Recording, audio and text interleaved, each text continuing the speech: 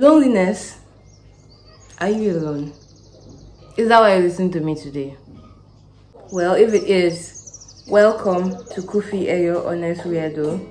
Today we are talking about why we are so lonely in this so connected era, and I just want you to know that if you are lonely, then you are not alone. But isn't it an absurd irony that many of us are so isolated and lonely in this era when we can just go on a device and talk to anybody at any time from anywhere? I, for one, am super lonely. That is why I chose to talk about this video today. But first, validate my existence with a like, comment, and subscription. The most important. So last week I spent 2 hours alone, and it sent me into an existential crisis because I was with my thoughts, and anybody who has thoughts knows that they can be crazy sometimes and they can just take you to the worst places. And one of the things I was thinking about is how I have nobody, and I tried to be objective. I tried to tell myself, you have people. I started listing the people I had in my life. I had seen some of them that day, but my brain did not want to hear any of that. It was convinced that I was lonely, and I was also convinced that it was all my fault for being a bitch. A bad bitch though. Okay, so one of the things I noticed is that I need constant stimulation to drown out the possibility of this kind of thoughts. And this stimulation usually comes from real life, from talking to people, going to school, everything. But you know, we hate going to school. So I don't go to church. I don't really belong to any other organization. So the next big thing is where I belong: Twitter, Instagram, and WhatsApp. Sometimes YouTube. But don't this just feel so shallow sometimes? Like the social juice doesn't just slap the way it does when you talk to people in real life. But the problem with this real life interaction something is that I hate everybody. Okay. So it's not hate, and hate is a strong word, but that's what I say. What I mean is that everybody just meh, like disappointing. And it's mostly because like everybody feels like the same person. I don't know if you experience this, like you talk to one person and then you talk to the next person and they just feel kind of like the same fucking person. Like nobody just brings that spark, and sometimes the company that was supposed to be a relief from boredom becomes a burden. Next thing, after you're finished socializing, you're all drained and you just want to go back to your cave, to your little hole in the ground where you belong. I like it here. And it gets worse when your naivety, is that how I pronounce it? Well, your naivety fades. Naivety. And you now discover that most people are self-centered and self-absorbed. I'm not saying that like it's a bad thing. Me self, I have like those qualities well, like they have been given to me in generous doses. So I'm not judging. I'm just saying things as I see. And the thing is, because I am just as self-absorbed, even more so, and self-centered than others, it hurts so much that other people are so self-centered and self-absorbed because I want to be the main character. It is liberating, however, I can't deny the plus side. Why when people don't really give a fuck about you, that you can fail and nobody gives a fuck. But also when you win, nobody gives a fuck. That is just what I hate about life. Everything comes in pairs. So since you can't get your fix in real life because the pool is smaller, where do you turn to? Social media. Social media, the pool of never-ending almost validation. I can't say that I'm surprised that people who use social media most often, that is defined as people who use it more than 50 times or 50 times and above a week, also known as me. are 3 times more likely than people who use social media 9 times and below in a week. And this statistics is actually not surprising to me. The big question is, who are these people? Who are these people using social media less than 9 times in a week? Like, what? Please, do you know anybody like that? Help. So what is it about social media that makes it end up not filling that hole in all our souls, but instead deepening it? The thing about not so social media interactions is that they are abnormal.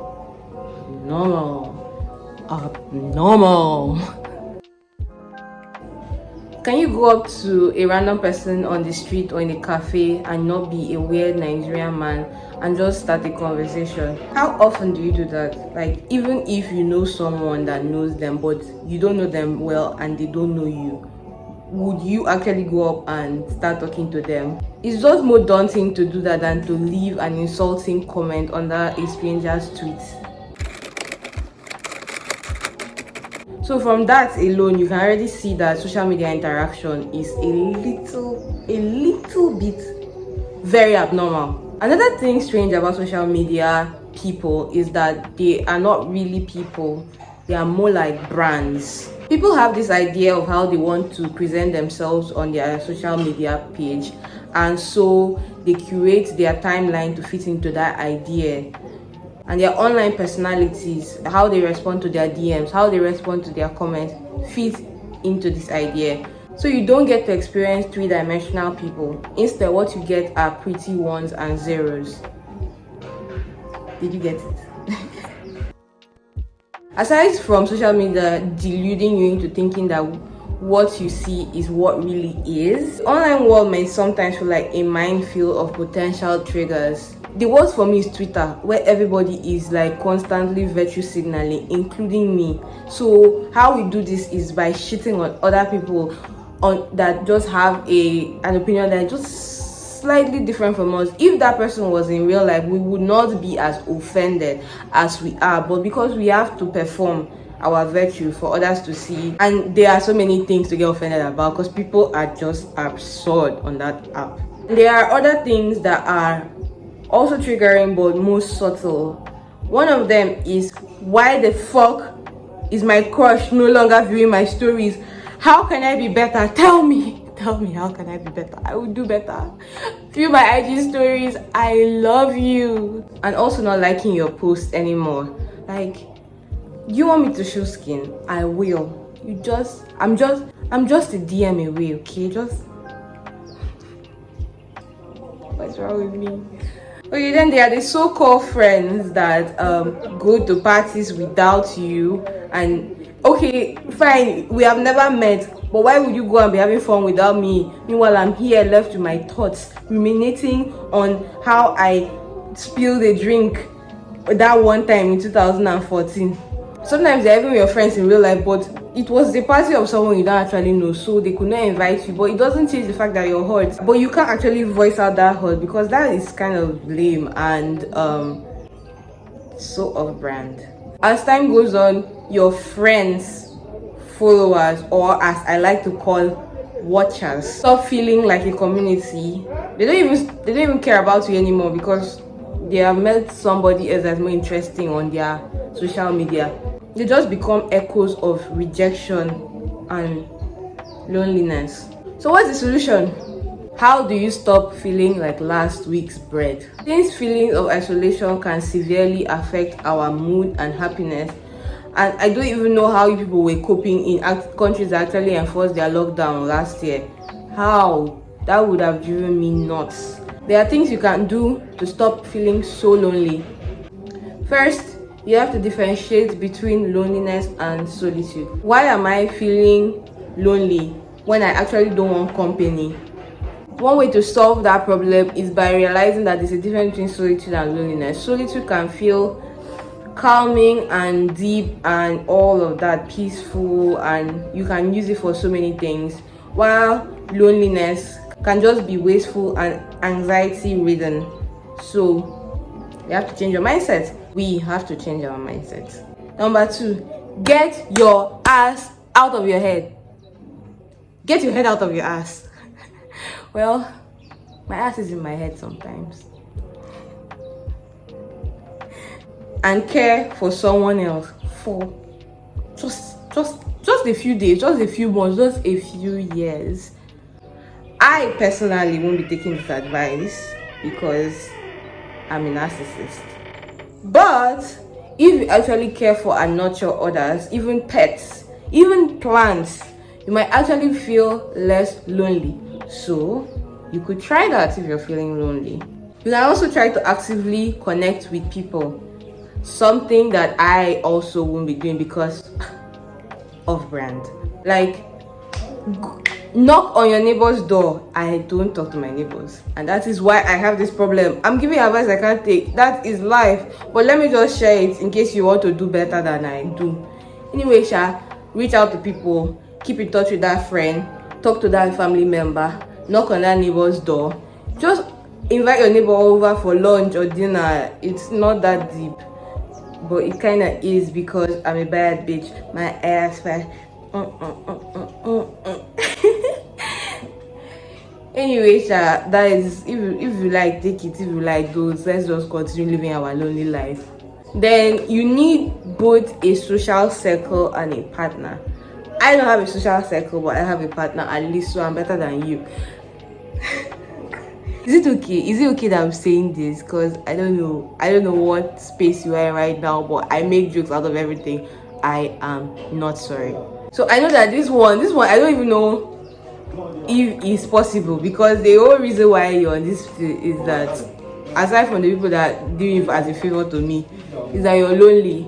So if it was so easy to get friends and a partner, everybody will have them, but it's not. So this ties into actively reaching out to people. Talk to that stranger in the cafe, actually, but don't be weird about it. And it's better if you're a woman. But you know what I've noticed? Randoms actually are not as interesting as people like nurturing people. So maybe you can tell your friends, the few friends you have, that you would like to meet someone that maybe sparks your interest, and from there, like, you can do a group activity and make new friends.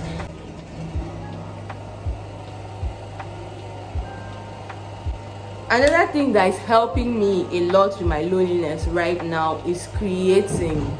I don't have time to be lonely. I am putting out stuff and I love it so much. It's so fulfilling and it's so...